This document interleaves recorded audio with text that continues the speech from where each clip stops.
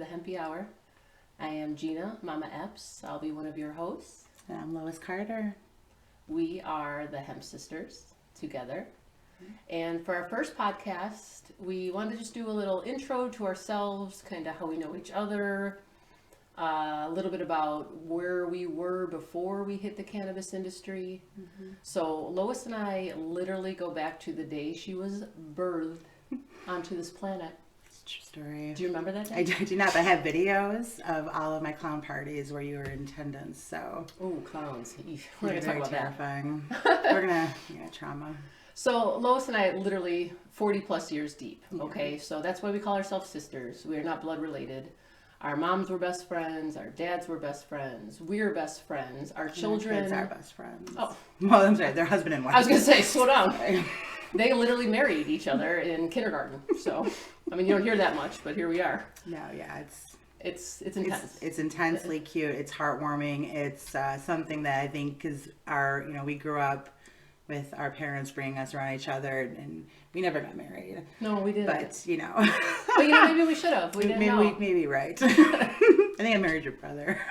That could be. Partially. That could be. But it's just really nice to see the generational thing continue, right? Yeah, absolutely. And how strong that's gonna continue to be just because of how close we are. The bond. It's so beautiful. The bond is so beautiful, and that's not something that you can make up. It's it's there and it's beautiful. So natural, Right. For sure. So we, life goes on, we grow up, we kind of go separate paths, take a little bit different journeys. I became a high school physical education and health teacher in my 20s. Health. We'll get back to that another time. Had a little tragedy in my life a year after college, and that's kind of what brought cannabis into my life. So I was 23 years old, and my dad went into the hospital for some heart tests, and we literally got a call that night that he went into cardiac arrest. He did not make it. He was only 54 years old, and life just destroyed. I mean, Lo had a similar loss. Like life was just not the same. So He and I had very similar relationships with our fathers, Yeah, best friend, mentor, gods. I mean, they were gods to us. Totally. No one will ever measure up. Right. Sorry, Reggie. Anybody, if you're listening. Anybody? No, nobody. Sorry. Coming or going. Right. It's too much. They were incredible. Yeah. But anyway, so I lost that. And what do you do with that at 23 years old? I was in a deep depression, anxiety, stress. I'm trying to start this career. I don't know which way's up. I end up going to the doctor. I get prescribed Xanax and I get prescribed Valium, and next thing you know, I'm a 23-year-old addict, and I'm legally teaching high school students who are, not that much younger than me, and living every day in a cloud, and just, Right, yeah. I mean, you can't live like that. You can't live like that. But it's okay for you to live like that. And that's the scary part. It's it was supported. totally legal. Totally fine. It's nobody even thought second that, you were actually a teacher and had to go to a job with children and drive there. There's really no, we were around 20 years ago, but there was really no conversation around, how dangerous that addiction was. or any of that, right? Right. So let's fast forward a few months, and now we're around the holiday time, and I'm gathering with family, and my cousins are there, and I'm crying, and I'm just disaster. I'm addicted to these pharmaceuticals, and I'm miserable, and nothing's been better, and I'm walking around in a cloud, and they just begging me to try cannabis, and I mean, they already had for years. Everybody had tried cannabis. Everybody was on cannabis. Everybody, my little brother, 3 years younger than me, like trying to get me to chill out. Like I didn't get it. I bought into DARE. I believed all the bullshit and the propaganda. And so this broke me down. My cousin's begging me and they're crying with me. And so I finally try it. And I try this terrible, evil drug that's going to, turn me into a crazy lunatic. And I'll tell you guys, all I did was feel this feeling that I'd never felt before. And I come to find out that's homeostasis. And she was lacking it. Right, big time. Big time. Again, for another day. But so I feel this feeling, and it's just my body's like evening out, and I feel good, but I'm not crazy high, and I'm not acting out of sorts, and I'm not scared, and I just feel nice. Like You were finally. you were actually the first person I ever in my life encountered like spoke like that about it. Because Thank other people using it, Sure. you used it recreationally, like get high. Sure. So you had a different thing. But you actually were the first person I think. If I had it in retrospect, would have been that it was medicine for you. 100%. Because And we didn't it know just that. no. We didn't. We were so far in the Midwest, and then we're near California, No, straight out of no. college for you, and, Right. high school for me. Right. And the only thing coming out of California was ecstasy, I think, at that time. Right. It's Which- not easy to get. So not. yeah, I mean, just crazy epiphany. Like everything I'd ever learned was wrong, and I'd been lied to my whole life, and f everybody. Like, how could this happen? It's this terrible tragedy. So I started using cannabis little by little, and on a daily basis, and then a couple times a day, 2-3 times a day, and I'm telling you guys, like, different life. 4 or 5 weeks pass. I'm on no pharmaceuticals. I'm off both pills. I'm telling the doctor about this plant, No, and you're pissed. and I'm and she's pissed pissed. about what her doctor that she's been trusting all this time My is whole like life. done. I mean, you're talking about a very long period of time like Right. this. And like you'll get to learn Gina a bit more on that fiery level, but this is there was almost a challenge to the establishment to go over this, 100%. because that could turn out really much differently had she not Right. taken that first hit, right? Right. No, 100%. 100%. And so, now we're fast forward 24 years. I've never touched a pharmaceutical. I use cannabis every day. My family uses cannabis. My husband, my dogs, my son. On some level, everybody's using this plant. And Yeah. I was bamboozled. So we are going to spend the rest of our days making sure you guys are not bamboozled. Right. So what about you, Lo? Raw, well, I won a dare contest just to, throw See, that out there. and back in the day, that'd have been so cool. It Like, was. hey, It was great cool. job. I got Great to go to the job. high school. I had a savings bond issued. Right. They didn't have this. Cash that in. Anyway, right. I had a different actual experience than Gina growing up. She took a scholastic path, right? I went to a Catholic school, a very small Catholic school. And I think that for the first, 13 years of my life, I really lived in a bubble with no social experiences except church, home. I mean, lots of cousins and things like that. But, Sure. my family. We grew up with a lot of love and cousin stuff, but we didn't really have a lot of outsiders in our life. Right. And the, school system that I was in was, I went from first through kindergarten all the way to 8th grade, the same 30 people, 40 Sure. people. Didn't know anybody. And by the time I got to high school, my personality, right, the social part of me, like, was just in a candy store. You know what I mean? I was still playing sports, and I brought a lot of those things with me, but by the time I was a junior in high school, I went off campus to start being a cosmetologist, if you remember. Yeah, I mean, you're a people person. Like, Lois is a Right. born people person. Right. For sure. It's really just, right. And this, when I got to high school, I was finally actually able to like utilize that and with other people. Other part of me is I really just like to, get to know people so I can like get in their perspective. It's something Sure. that helps me through life and it guides me in my own, interaction way. It's a personality type, Sure. right? But so going into out of the school, element, getting your driver's license, all these things, I was a little too into the social, aspect of it. So I Sure. went through beauty school, and I was, I was a beautician for, I don't know, like 10 years, right? But from Still hooking me up. still doing it. I got a lot of trades, but it really just started introducing me to people that are not healthy for my personality type, right? Well said. I mean, I don't know how else to say it, Well right? said. Because when you're somebody that like is a people pleaser, you like to engage, you like to, you want to be part of the action. You don't want to, you want to be the action. You want to be part of it. You want to, Yeah. You've got a lot of, female friends that have older, people around them, and you're just getting involved in, inappropriate, Sure. age stuff. So that was basically started happening with me, around 17, 18, I dropped out of high school, right? I was doing hair, and then I got a job doing hair. So why did I need to be in school anymore?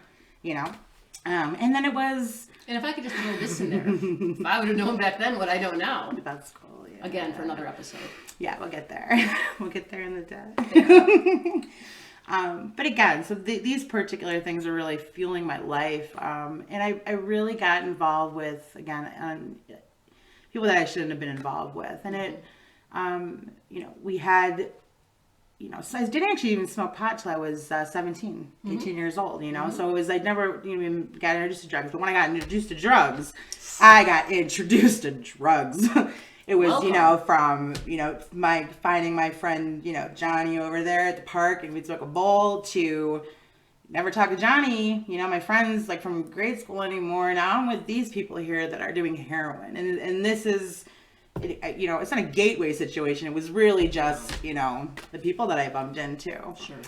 So I want to say from my early 20s. Yeah. Yeah, in the early 20s, I had a really, what do you say? A really rough time. Yeah. You go into... I appreciate you being this raw because it's not easy. Oh. Yeah, I don't really know how to explain this to people without, it's such a long story, and so I won't get into a lot of it. But I will touch on that for another episode, So I want to be honest about it. This is something that I'm not actually ashamed of. I just don't really find the right way to talk about it. Sure. It's so long ago. So, to be specific, the last time I did heroin was in 2002. Good. So, there's all these years. Almost my 20-year anniversary. Oh, are we going to celebrate? Right? Not with water. Not with water. Summer shandy, because we were at the beach today. As you can see. Hello. We we will get into it because I do want to talk about aspects of that and, alternative things that happen in my life that you don't really see.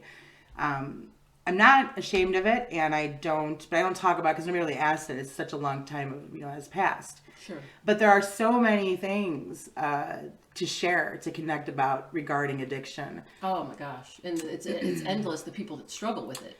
No, so 100%. Very important. They're right, exactly. And then there's just an alternate. My life a little bit different. I never. Met somebody in my situation that did what I did and how I got off of drugs, right. And never looked back. Literally never looked back. It's not a common characteristic or common path with life.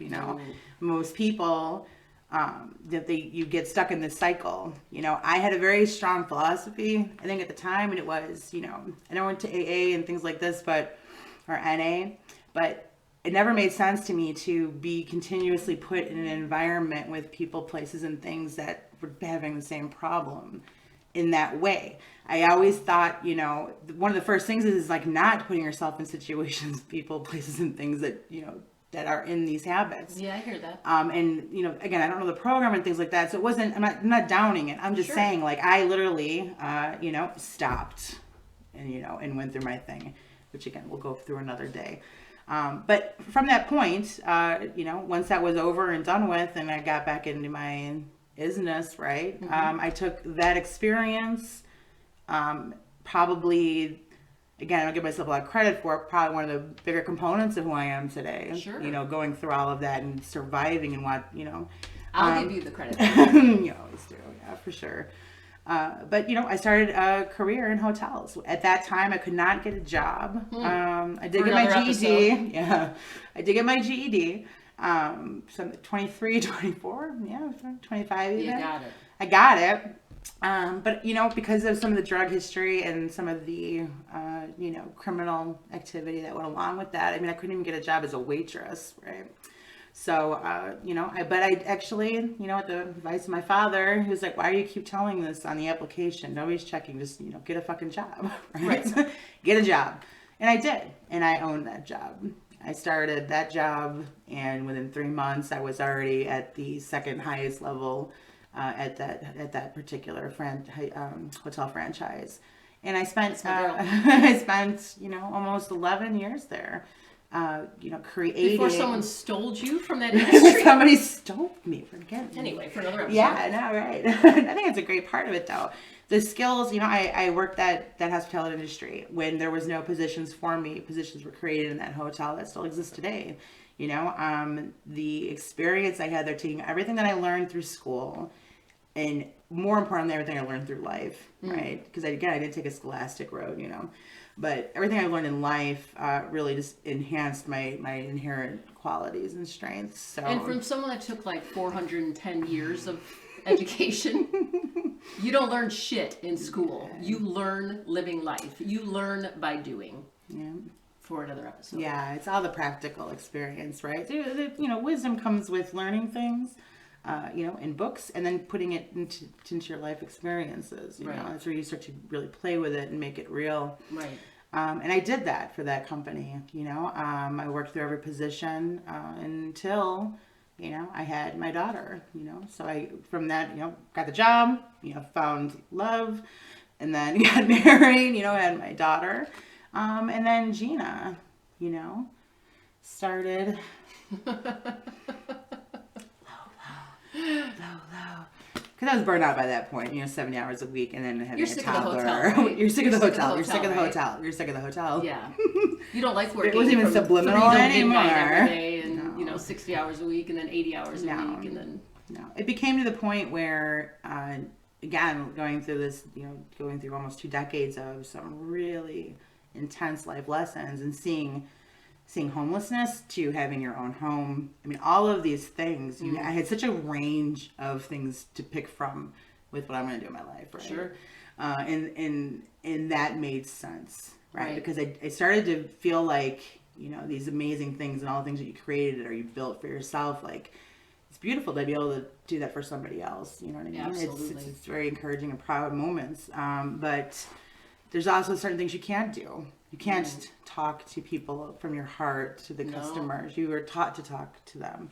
Right. There's so many elements of my life that were not being fulfilled, but they're important because that's what life's about. You know, there's jobs. I mean, I can't tell you how many times I got in trouble for getting what they say too close to the students, which means you know, like answer questions when they ask you, or you were honest when you were supposed to lie to their face. No, or, right. You know what I mean? And it's just not what we're about. It's not. No. So by the time everything worked out, I left that career, you know, and everything from that moment forward, it's, you know, it's not easy. It's never been easy. But nothing worth anything is easy. Oh, of course not. We have learned that the hard way over and over. Right. But it's true. And I think there's one thing about us is like our humor is, we've had such terrible things. I mean, people talk, you know, we've had some really dark moments in our lives, you know, whether it be self-created or just the universe trying to make us better people, you know, like whatever it might be.